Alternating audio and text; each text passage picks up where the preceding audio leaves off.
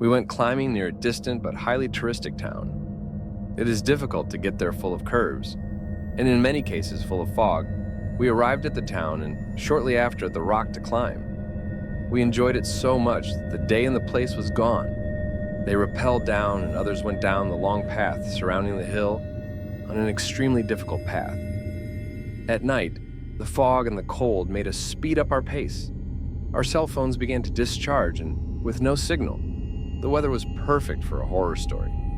Coffee with one of the guides and 2 employees who remained in the offices of the place, and we hurried to the town to look for something to eat before leaving back to the city. Without GPS and already surrounded by fog, it was impossible to find the exact path along that we had arrived that really became a problem.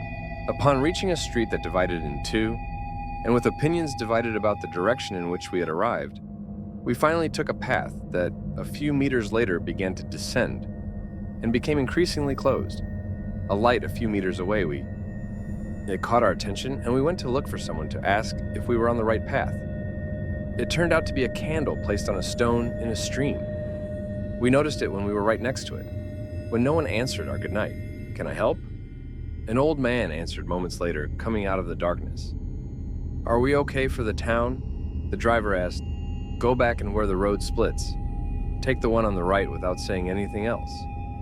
The old man returned to the darkness where the light from the candle was no longer enough. We went back in reverse since there was no room to turn 360 degrees and little. Then we find the right path. The picturesque light of the little houses contrasted on this road with the darkness and macabre of the direction we had taken by mistake. 15 minutes later, we arrived at the town and found a small restaurant still with the customer inside. The owner let us pass to prepare some food. Dinner, although it had already passed its time to close the topic of the talk, was about the events of the day, but we could not stop talking about the strange image of the man next to the candle. The young waiter who served us did not. He was able to avoid listening to us and asked us where it had happened. When we told him, his face became more serious, and he told us in the most formal way that in fact, people who have long since stopped being alive often appear in that area. We asked him to. He will tell us why he said it, and he hurried to serve us.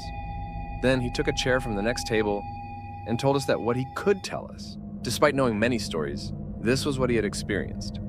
From what he calculated and from the detail of the stream, this would have most likely occurred in the same place where we had gotten lost minutes before, or at least quite close by that time.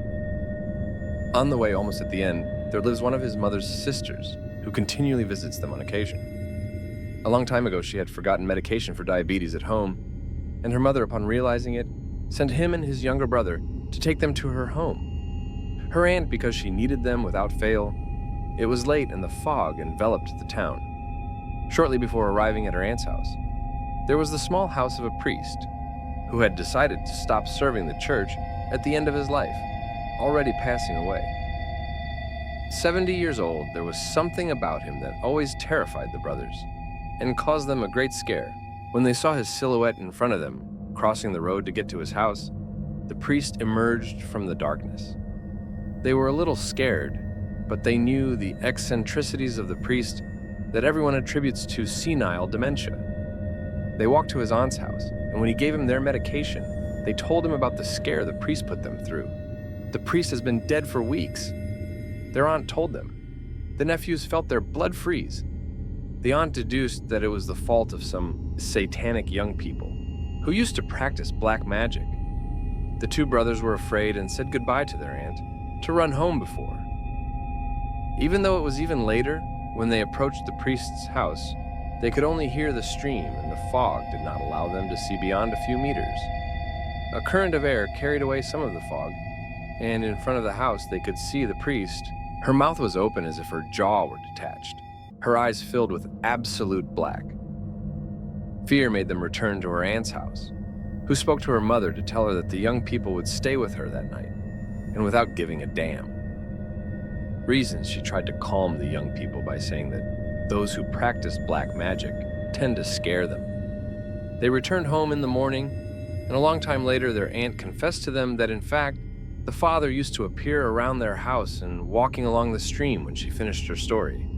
We realized that the owner and the other diner were also listening to the story attentively.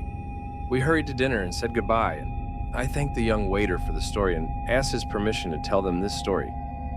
While we walked on the street to get to our hotel, the fog became thicker. I had the feeling that something was watching us through it.